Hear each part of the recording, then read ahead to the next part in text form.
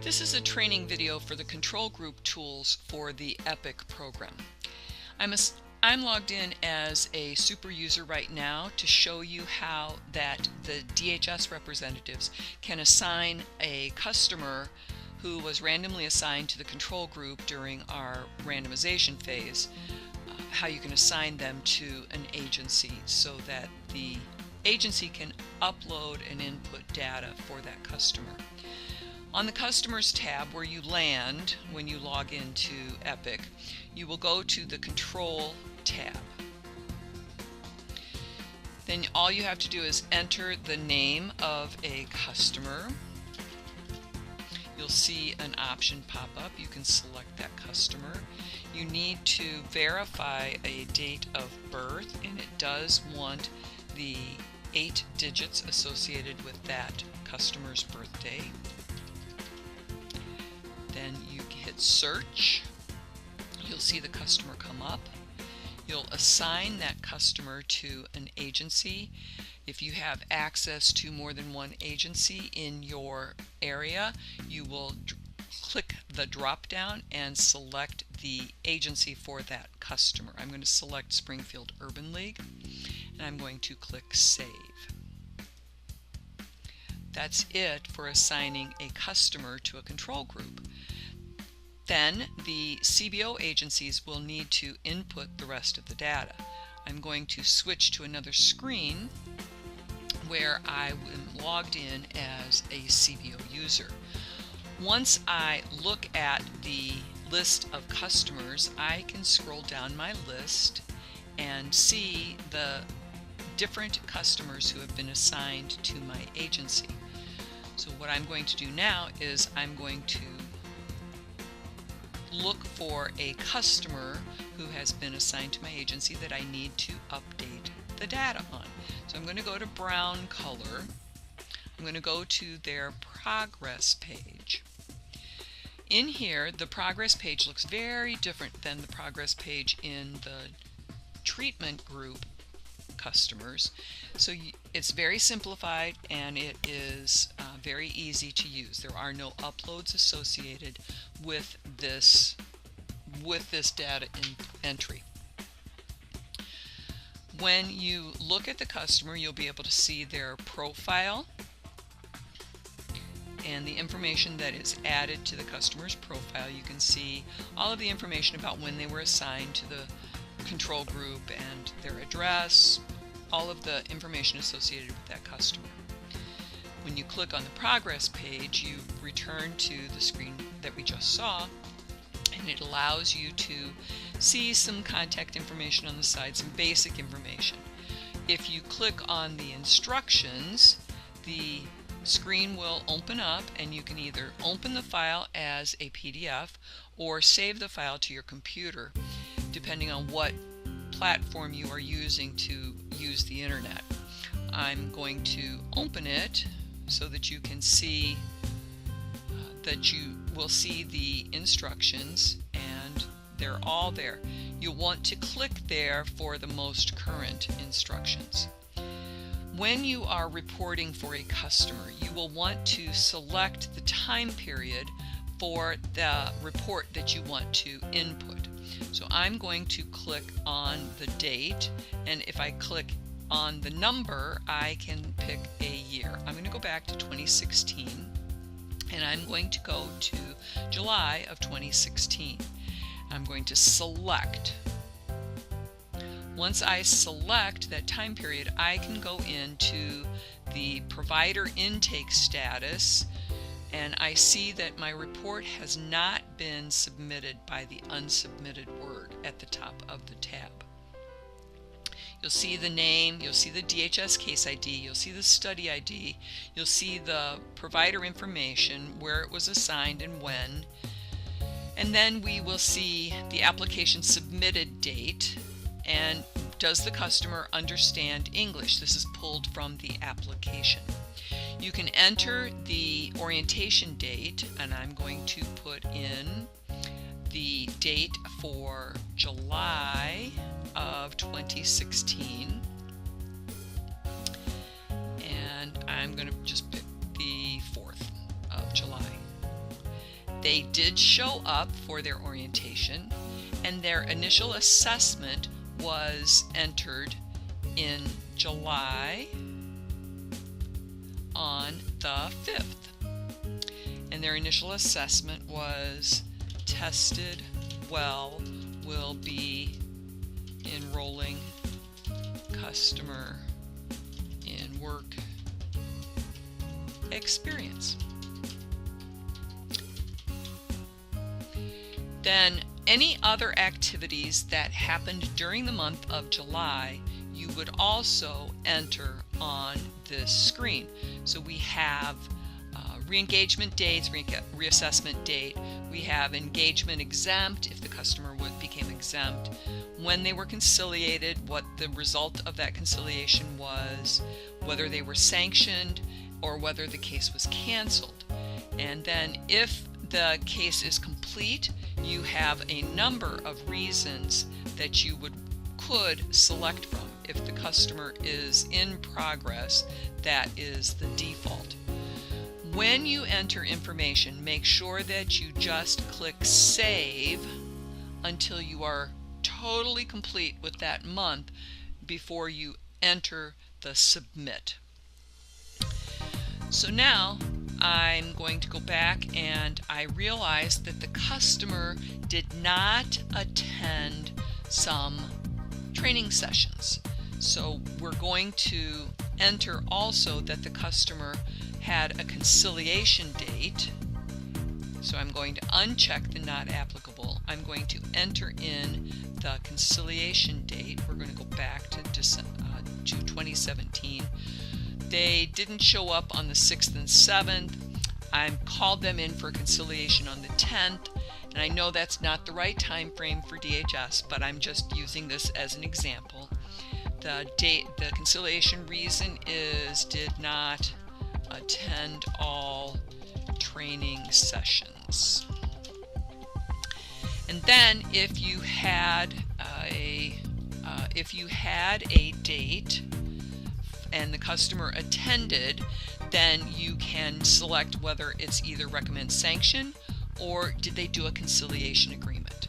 So if we did a conciliation agreement, we're going to do the conciliation results date. We're going to go back to our July of 2016 date, and they showed up on the 11th, and this date is the 16th. So I have to go back to another year. So their conciliation date was the 11th, so I noticed that mistake and I had not submitted yet, so that's a good thing to catch. The customer agreed to regular and complete participation. Alright, so now I'm going to go down and save again so that the information is in there. The next piece that I'm going to show you how to do is to add some work experience. When you add work experience, you just click on the top of that tab, Add Work Experience. We're going to put in the location of the work experience, the type of work experience, so there's a couple of different options. If you pick job search or job readiness, it will require you to add an additional activity because job search and job readiness are not standalone activities. So you could pick work experience, earn fair, community work, or the two job search, job readiness opportunities. I'm going to pick work experience. The start date when they got themselves squared away was the day after their conciliation, so July 12th. They did not have a wage because it was work experience, and the end date was in the same year, 2016, and it was November 30th. And the work experience result was they completed.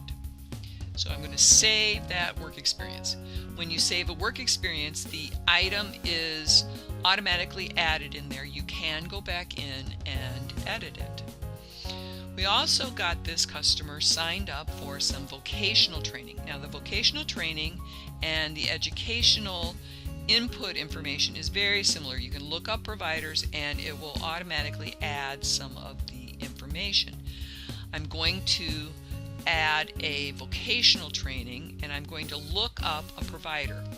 When you look up the training, type in the smallest possible search word to get the most results. So you can see there's a whole lot of pieces here, but we aren't quite sure what that training program might exactly be. So if I just hit search, I will see a number of programs that pop up, and I can find a program that is the right one at the right training location. So I'm going to select this course number 202 in Romeoville. And as you can see, I have green checks by my other items. I've got a red check here because I don't have all of the information completed. So when I pick a training status, did they start it or are they complete? So if you enter complete now and put in all of the dates, that will pull forward for you in the system, so you only really have to enter it once. Now if the customer is still in process, then you would do started. If they withdrew from the program, you would obviously pick withdrew. So I'm going to put complete. I'm going to put this training start date, and it is the 2016 July. They started a week after their work experience, so they started on the 18th, and then they finished their training program in January of 2017 on the 31st.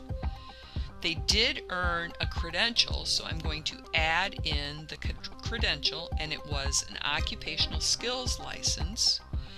It is titled AWS, and the date they earned the credential was from 2017, and they earned it on February 6th. So I'm going to save that credential. Now, it won't show up until the time period that they earned it, but it will be there when we get to the February date for 2017. Now that's done, and you can see the green check mark up here at the top. We're also going to add some support services. So for the support services, you have a number of options. You can scroll through the list and find the pieces that are applicable to your customer. If you select other, for example, other support services, because you don't see your item in the list, it will give you a drop down for what the item is. So we got this customer a welding uniform kit, and it was for pre-employment, or it could be for follow-up, or it could be IEE, which is the initial employment expense. The amount of the support service was $150. The frequency was just one time. The start date of the support service was in the 2016 time so that they could have it for class. And the end of the support date was the same time period, the same day. And the total cost was $150. So I'm going to save that service. I'm also going to add another service, and this one is for transportation. So I'm going to scroll down to the bottom of the list and get to transportation. It was pre-employment. It was $28 a week. I'm going to pick weekly. We started the support on July 12th of 2016, and we ended the support in February once the customer received their training. They got a job.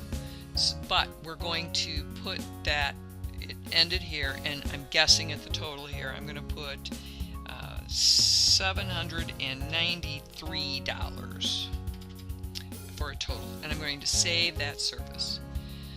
So now I've got a couple of services here. I've got a green check mark. The customer did not get employment until February, so I'm going to save this information for July of 2016. I'm going to go back and take a look. It looks like I've got everything in here for what I needed to add for that customer.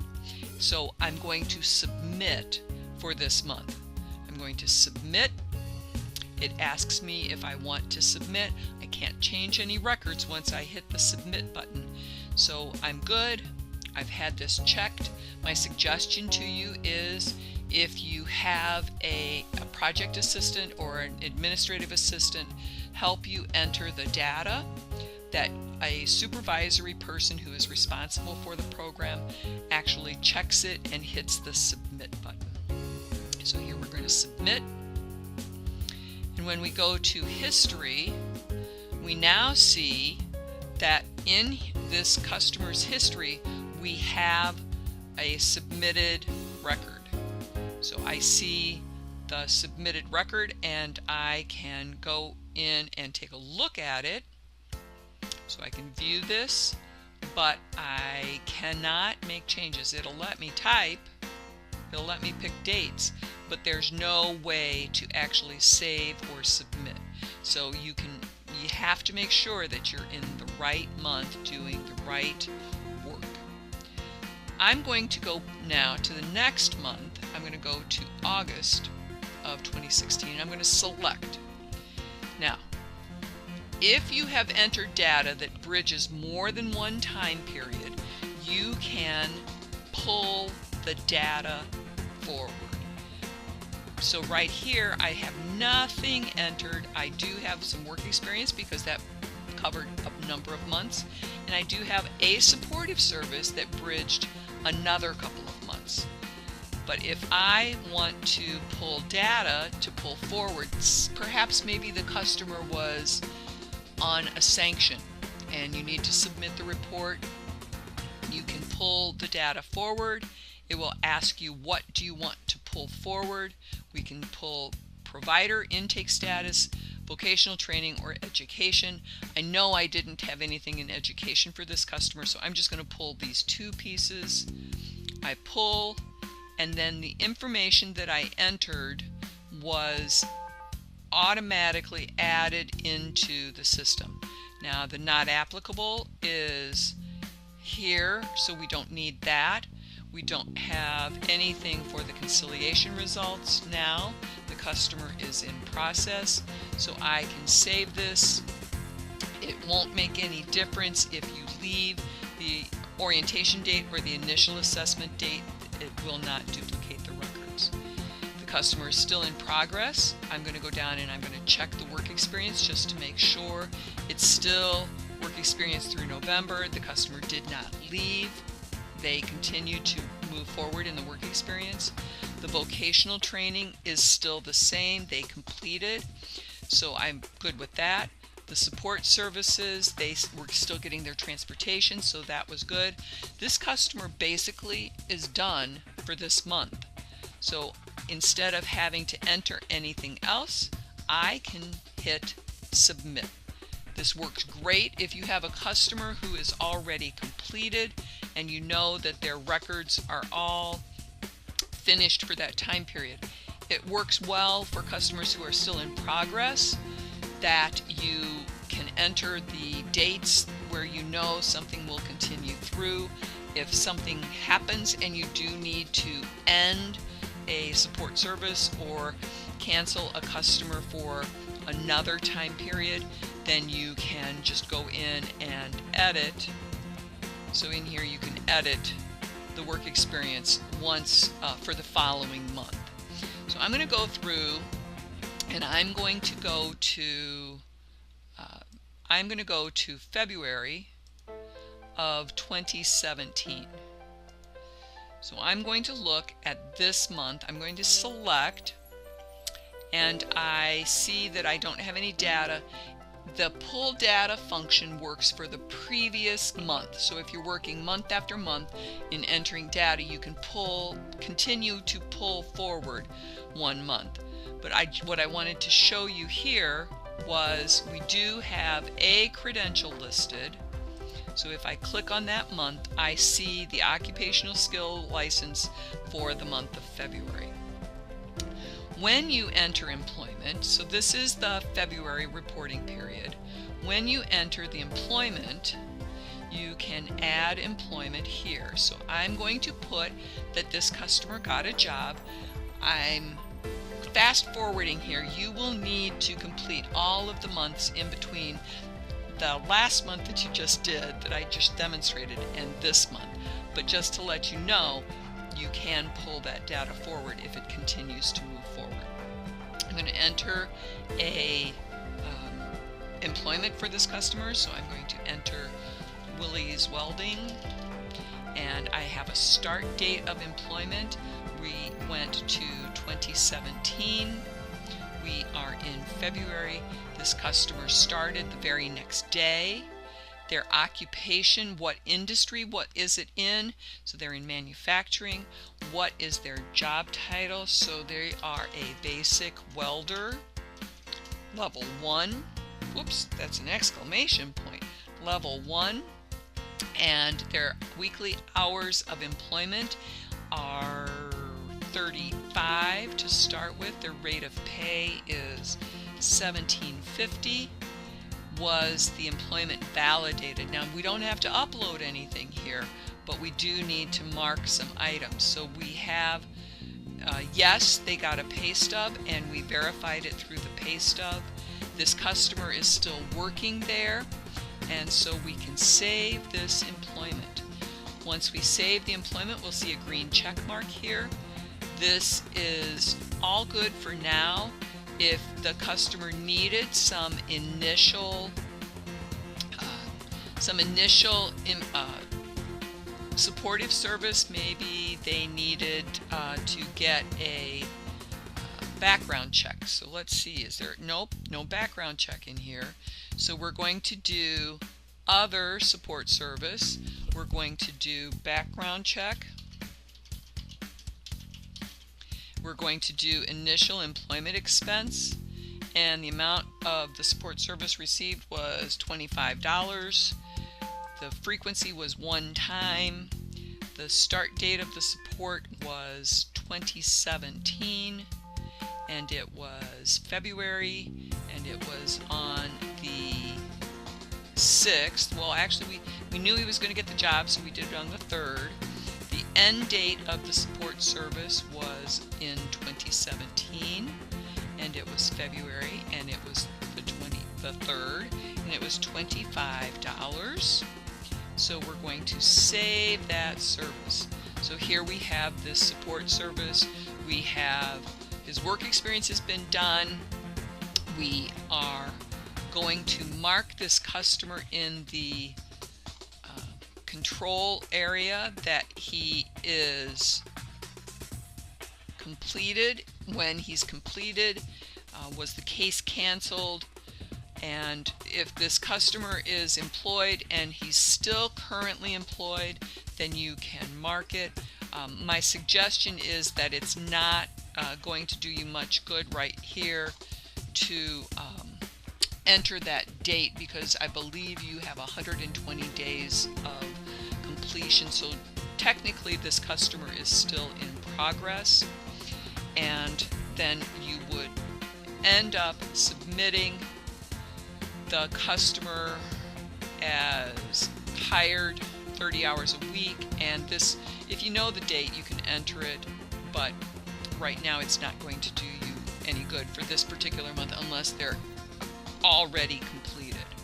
So we're going to save, and then I'm going to hit submit. So that month is going to be reported. Alright, that's it for our training. If you want to add any further case notes, You can add it on the case note page, but this is not a communication tool. It is only a reporting tool. So most of the information that you're going to add will be on the items, the results, the text boxes for the reasons or the results. So that's it for now. If you have any additional questions, please feel free to contact Epic at illinoisworknet.com, and we will be happy to answer those questions for you.